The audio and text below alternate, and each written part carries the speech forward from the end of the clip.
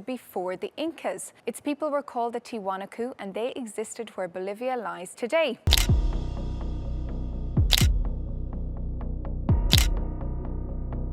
City built by the kings of Judah. And indeed we found a city wall and houses from this period. In the captivating Andean highlands lies the enigmatic city of Tiwanaku, an ancient metropolis that was once the heart of a mighty pre-Columbian civilization. Although it now stands as a silent witness to a culture lost in the annals of history, its structures are carefully adorned with symbols whose meanings remain a mystery. Many arguments about the city's exact age, the ingenious techniques employed in its construction, and the mystery surrounding its sudden abandonment also remain unsolved. In fact, many want to know, how did the Tiwanaku people mastermind such architectural wonders? And what stories do the artifacts and iconography left behind about the flourishing civilization that once called this place home? Come with us as we reveal how recently researchers discovered a megalithic structure carved from stone humans could never build. The ancient complex of Tiwanaku, a sacred site. Tiwanaku, also Tiwanaku, is an ancient and sacred archaeological site situated near the southeastern shore of Lake Titicaca in Bolivia. Once the political and spiritual capital of the Tiwanaku Empire between 200 and 1000 CE, this remarkable site was home to grand pyramids, expansive courtyards, monumental gateways, and towering stone structures. Today, only remnants of its former glory remain, yet these fragments echo the deep spiritual traditions that have shaped the region for centuries. The sacred nature of Tiwanaku is reflected in the complex sculptures and carvings that adorn its ancient monuments, revealing a connection to the spiritual customs of the Lake Titicaca region. The site rises 3,850 meters above sea level and occupies an elevated and isolated position that adds to its mystical atmosphere. Since the 7th century, Tiwanaku has been the focus of continuous study and excavation. Though much of it was damaged by colonial and industrial encroachment, Tiwanaku's architecture remains an architectural marvel despite the ravages of time and human interference. Over 1,000 years of exposure to wind, rain, and the damage inflicted by colonization have taken their toll on the ancient site, leaving many parts of the once grand temple complex in ruin. Looters and stone miners carried away much of its stonework, while treasure hunters stripped the site of rare metal ornaments, jewelry, and vibrant pottery shards. Yet even in its diminished state, Tiwanaku still stands as a testament to the sacred and sophisticated world of the Tiwanaku Empire. Even though much of Tiwanaku's splendor has been lost, the site continues to reflect the sacred importance it held during the height of the empire. The complex's sophisticated design, construction techniques, and religious significance reveal the advanced nature of the Tiwanaku civilization and get it declared a UNESCO World Heritage Site. Tiwanaku is now a national museum and a symbol of Bolivia's historical and political identity. It holds profound cultural and religious significance for the indigenous Aymara people, who continue to honor it as a sacred space tied to their ancestors and spiritual beliefs. However, what other mystique surrounding the Tiwanaku civilization continues to interest archaeologists and historians? And how did the city come to be? The rise of Tiwanaku. The site of Tiwanaku was founded around 110 AD during the late formative period, emerging amidst several growing settlements in the southern Lake Titicaca Basin. By 450 to 550 AD, many of these larger settlements were abandoned, allowing Tiwanaku to rise as the preeminent center of the region. When the city started around 600 AD, it was experiencing rapid population growth, likely fueled by a significant influx of immigrants from the surrounding countryside. This surge in population led to extensive construction and remodeling throughout the city, with the erection of new, larger carved monoliths and the establishment of monumental temples. Additionally, Tiwanaku was becoming known for a standardized polychrome pottery style that was being produced on a large scale, further solidifying its cultural significance. Tiwanaku's influence extended far beyond its immediate vicinity, as evidenced by the decorated ceramics found throughout the Yungas and other cultures in Peru, Bolivia, northern Argentina, and Chile. Statues from various regions were being incorporated into Tiwanaku, often positioned in a subordinate manner to emphasize the power of the Tiwanaku gods. Archaeological findings of Tiwanaku ceramics at numerous sites within and beyond the Lake Titicaca Basin underscored the expansive reach of Tiwanaku's symbols and their associated messages of authority. Also, between 600 and 800 AD, Tiwanaku emerged as a critical regional power in the southern Andes. William H. Isbell noted a dramatic transformation during this period, establishing new monumental standards for civic architecture and significantly increasing the resident population. Early estimates suggested that the city was spanning approximately 6.5 square kilometers, with a population ranging from 15,000 to 30,000 inhabitants. However, more recent surveys were revising these figures, indicating the site's maximum size to be between 3.8 and 4.2 square kilometers, with an estimated population of 10,000 to 20,000. Additionally, rather than having a static, large, permanent population, Tiwanaku likely saw significant seasonal fluctuations, as many people traveled to the city for work parties and festivals. Also, hundreds of smaller settlements were discovered around the city, including Lukumata, Keyakuntu, Kirawi, Wakakala, Sonaji, Kala Uyuni, and Konko Wankane. Its sphere of influence is believed to have extended into present-day Peru, Chile, and Argentina, making it one of the most significant pre-Columbian empires in South America. The society that prospered in Tiwanaku was highly structured, with a sophisticated political and religious hierarchy. The city's impressive architecture showcased remarkable engineering skills and fulfilled important religious and administrative functions. The Akapana Pyramid, the Kalasasaya Temple, and the Puma Punku complex clearly reflect this societal complexity. Tiwanaku civilization, the Akapana Pyramid. The Akapana Pyramid stands as a monumental testament to the architectural and astronomical sophistication of the Tiwanaku civilization. This seven-tiered platform pyramid is a masterpiece of engineering, constructed from large, meticulously carved andesite stones that fit together with remarkable precision.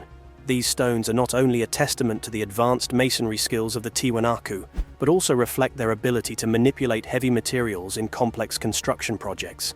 Each tier of the pyramid features a series of intricate carvings and reliefs, further showcasing the artisanship of this ancient culture. What makes the Akapana Pyramid truly extraordinary is its alignment with astronomical events. The stairways and platforms are carefully positioned to align with the solstices, particularly the sunrises and sunsets during these times. This suggests that the Tiwanaku had a sophisticated understanding of celestial movements, using the pyramid not only as a place of ritual, but also as an observatory for tracking the cycles of the sun. Such precision highlights the deep connection between their architectural achievements and their cosmological beliefs. Moreover, significant archaeological discoveries have been made at the Akapana Pyramid, shedding light on the daily life, religious practices, and ceremonial customs of the Tiwanaku people. Pottery, tools, and ceremonial artifacts unearthed at the site offer valuable insights into the material culture of this advanced civilization. The most complex finding, however, is the network of underground tunnels and chambers beneath the pyramid.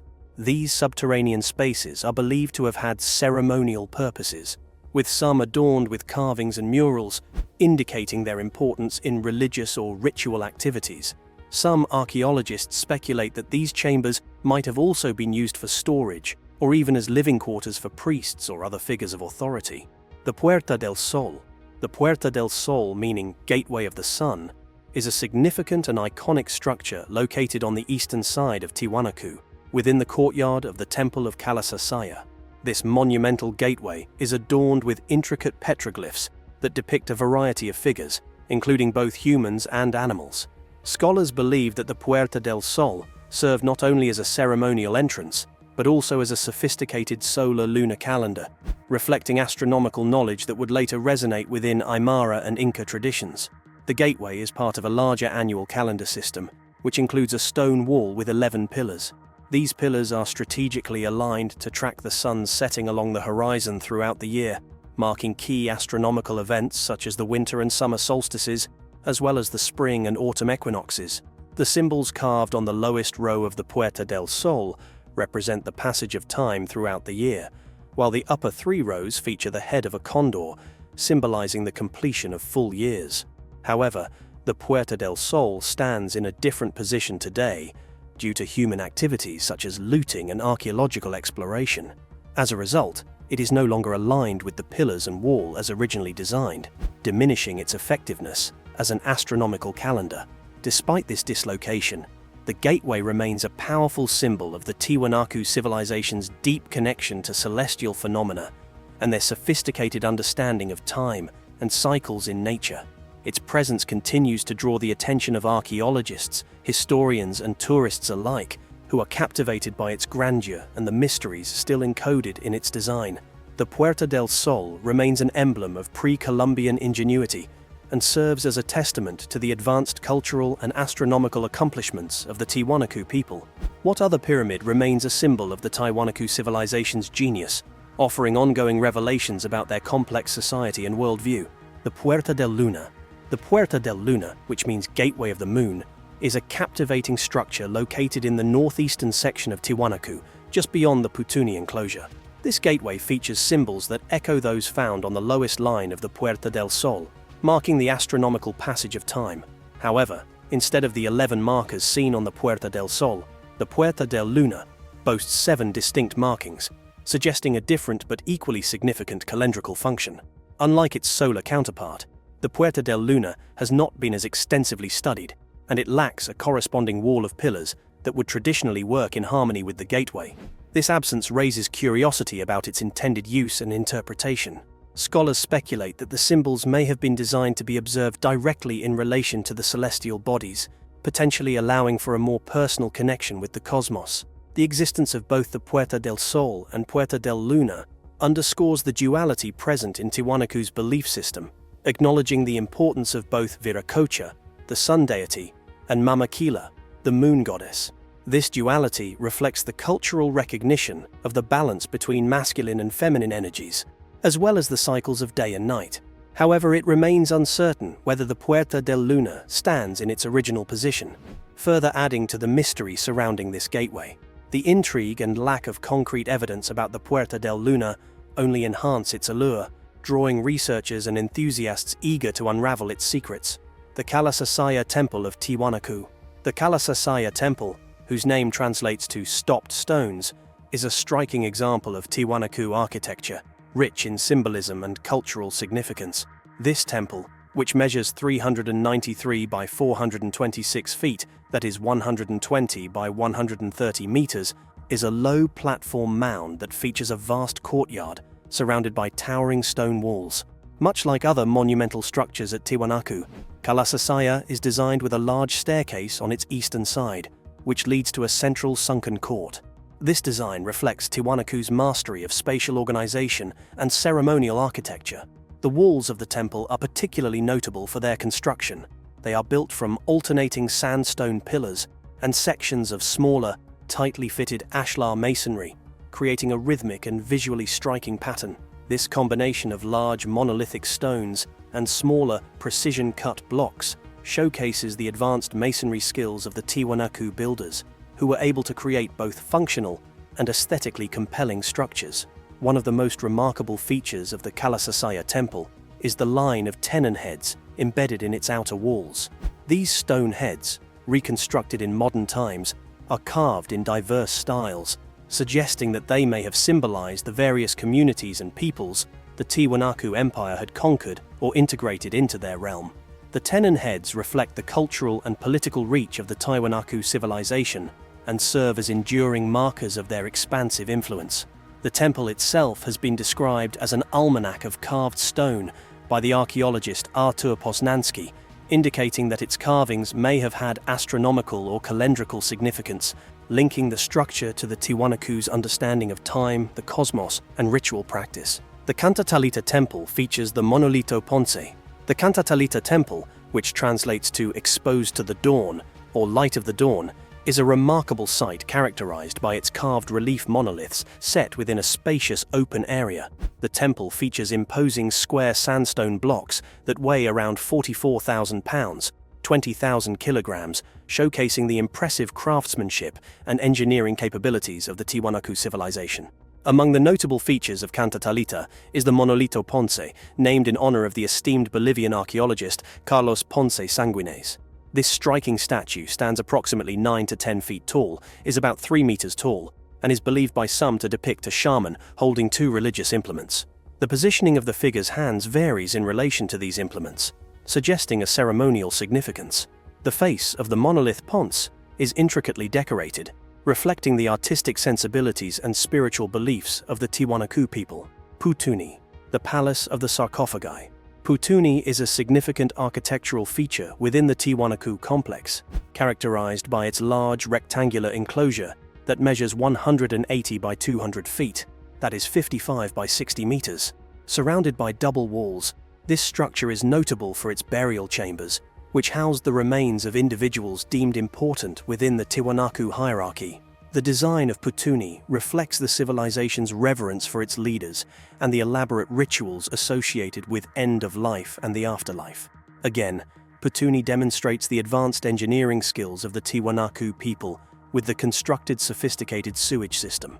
The sewage system showcased their ability to integrate functional infrastructure within their monumental architecture.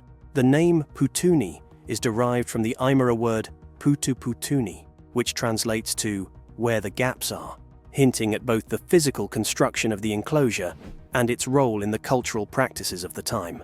Often referred to as the Palace of the Sarcophagi, Pouni stands as a testament to the importance of burial practices and the elaborate ceremonies that surrounded them.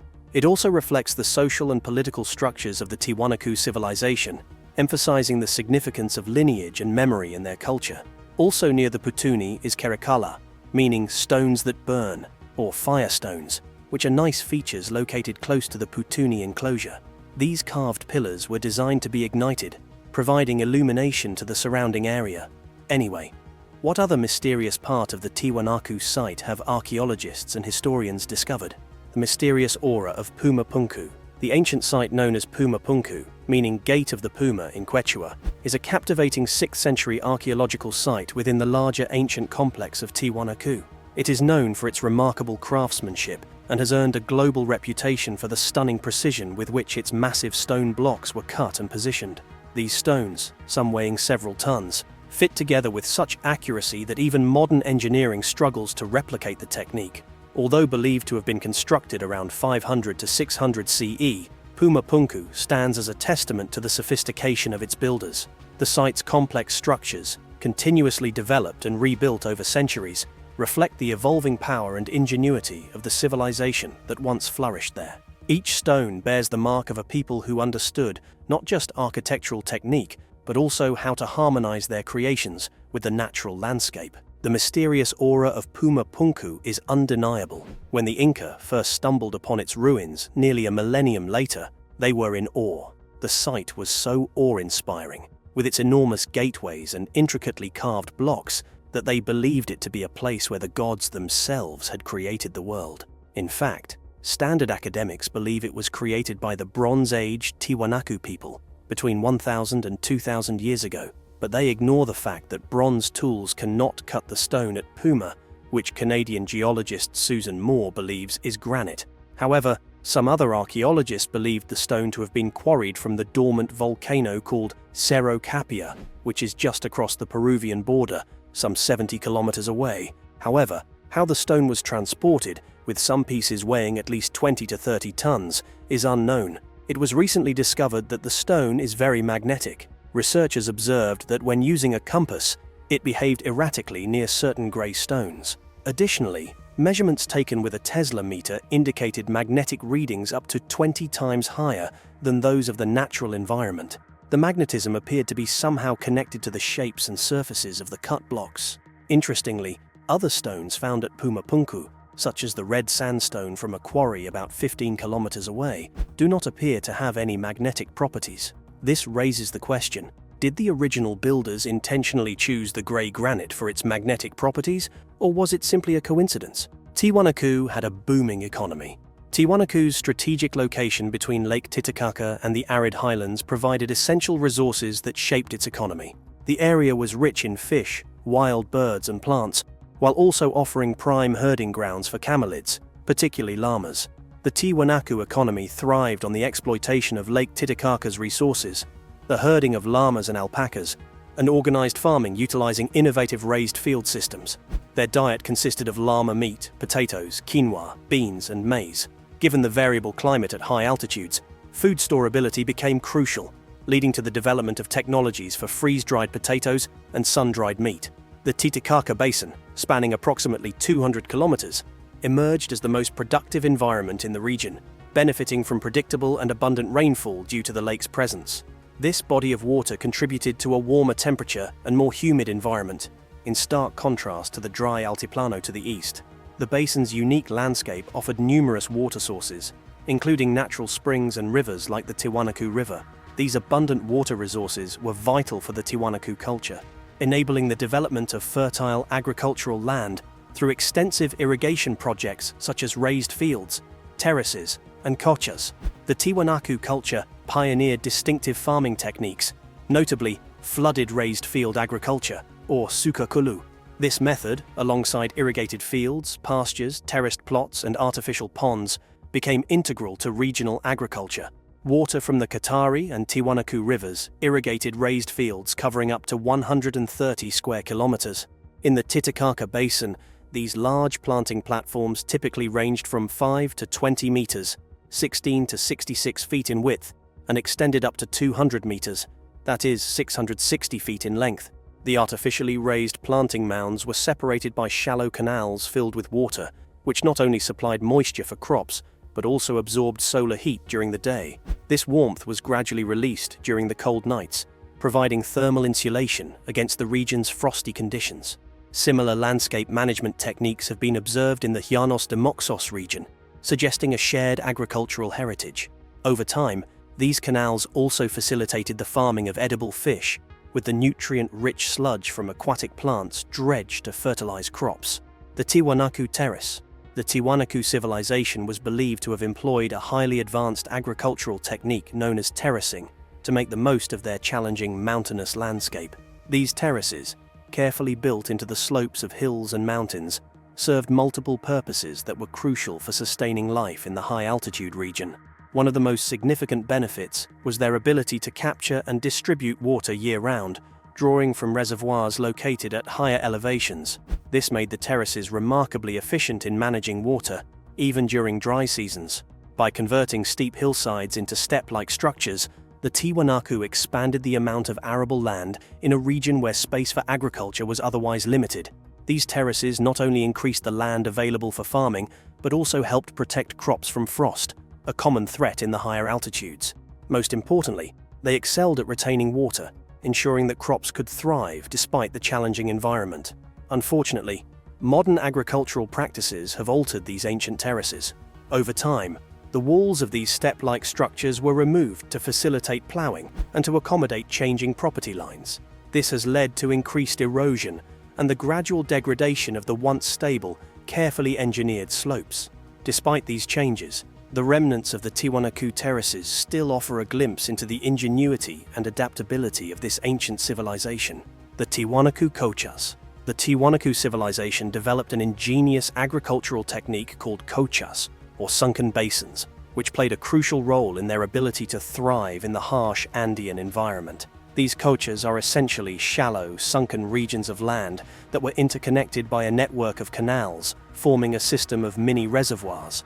Their primary purpose was to capture and retain water, making them invaluable for agriculture, grazing, and water storage. Due to their sunken nature, cochas naturally pooled water, allowing moisture to accumulate and remain for extended periods. This was particularly useful during times of drought, as these basins could preserve water longer than surface fields, providing much-needed irrigation for crops. The retention of moisture within the cochas helped create a stable environment for farming, even in seasons when water was scarce. In many cases, cochas were multifunctional. They could be used simultaneously as agricultural fields, grazing lands for livestock, and water reservoirs, maximizing the utility of the landscape. Remarkably, clusters of cochas can still be found scattered across the Andean region today. Tiwanaku traditions and spiritual practices. The inhabitants of Puma Punku, part of the larger Tiwanaku civilization, worshipped a pantheon of gods, many of whom were connected to agriculture, reflecting the vital importance of farming in their society. Central to their beliefs was a creator god who was believed to have drawn the Tiwanaku people from the rocks. His image is famously carved onto the Gateway of the Sun, a massive stone arch originally part of Puma Punku, but later relocated to the nearby Kalasasaya complex. This imposing monument remains one of the most iconic symbols of the Tiwanaku culture and its reverence for divine forces. Human sacrifice was practiced by the Tiwanaku as part of their religious rituals, particularly offerings to their gods. The victims of these sacrifices were often dismembered, and some evidence suggests they were not native Tiwanaku, but outsiders, likely prisoners of war. Also, stone carvings at the site depict Tiwanaku warriors collecting trophy skulls, further supporting the idea that these sacrifices were part of a larger ritual involving captives from battle. These violent practices were intertwined with their worship and belief in pleasing the gods through offerings of life. Additionally, the Tiwanaku seem to have had a tradition of preserving their ancestors through mummification, as indicated by stone carvings and archaeological evidence. Bones found with cuts and scratch marks suggest that the defleshing of the dead was a practice in their burial rituals, hinting at a complex relationship with end of life and the afterlife. The collapse of the Tiwanaku civilization. Around 1000 AD, the Tiwanaku civilization faced a dramatic and mysterious decline. One of the clearest signs of this collapse was believed to be the abrupt cessation of Tiwanaku ceramic production, which had been a hallmark of the state's cultural and artistic achievements.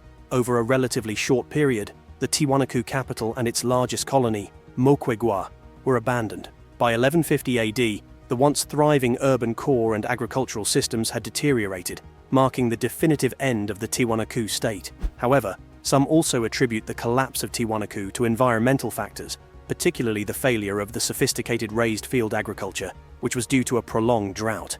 This would have led to a decrease in food surplus, weakening the elite class and destabilizing the entire state. However, it is yet to be confirmed, but more recent studies suggest that the drought may have occurred after the collapse, challenging the traditional narrative and pointing to internal social dynamics as a potential cause. Similarly, there is evidence of intentional destruction at Tiwanaku, as seen in the ruins of monolithic structures like the Gateway of the Sun, which were toppled and broken.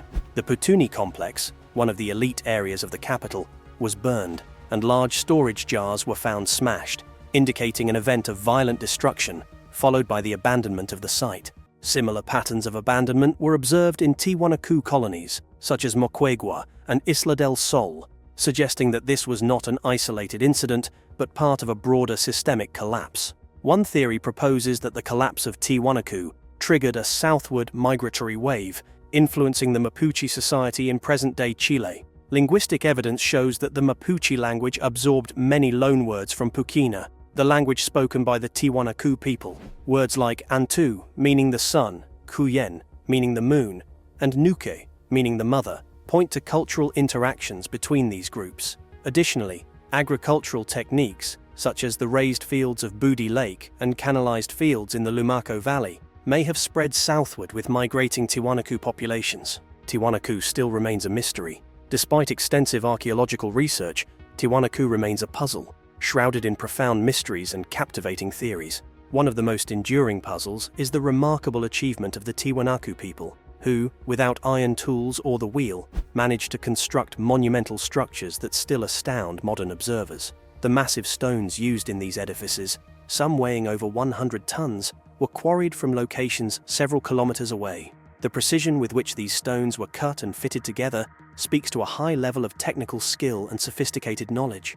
Various theories have been proposed to explain this incredible feat, ranging from the use of simple levers and ramps to more speculative ideas involving ancient alien technology. Another layer of mystery surrounds the purpose and function of Tiwanaku. While it is clear that the city served as a significant political and religious center, many aspects of its social and economic organization remain elusive. For instance, despite the city's large population, there is a notable absence of residential buildings within its boundaries. This has led some researchers to speculate that Tiwanaku was primarily a ceremonial hub, attracting pilgrims from surrounding regions during major religious festivals. The sudden decline and eventual abandonment of Tiwanaku present yet another unresolved question. Environmental changes and social unrest are often cited as potential causes, yet the precise sequence of events that led to the city's downfall continues to spark debate. Some researchers propose that a severe drought, coupled with the overexploitation of resources, may have triggered a collapse of the city's agricultural systems. Others suggest that internal conflicts or invasions by outside forces could have played pivotal roles in this mysterious decline. Finally, the interpretation of Tiwanaku's rich iconography remains a subject of ongoing scholarly debate. The intricate motifs found in the city's art and architecture are believed to symbolize various deities, ancestral spirits, and cosmological concepts. However, the absence of a written record or a living tradition to inform their interpretation means that these symbols continue to be a source of speculation and discussion among academics. Each discovery at Tiwanaku only deepens the complexity, inviting further exploration into its secrets. Thanks for watching. If you enjoyed this video, please don't forget to leave a comment, hit the like button, and subscribe for more interesting content. Check out another interesting video by clicking on the video appearing on your screen right now.